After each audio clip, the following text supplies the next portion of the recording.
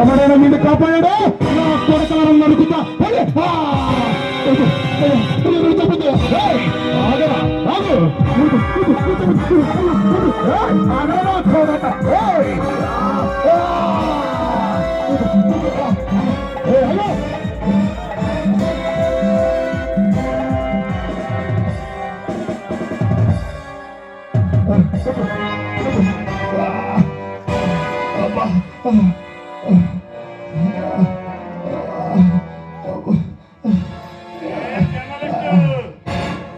నీకు ఒళ్ళు బాగా మలిసిందిరా, అందుకే ఒలుపు దించడానికి వచ్చారా?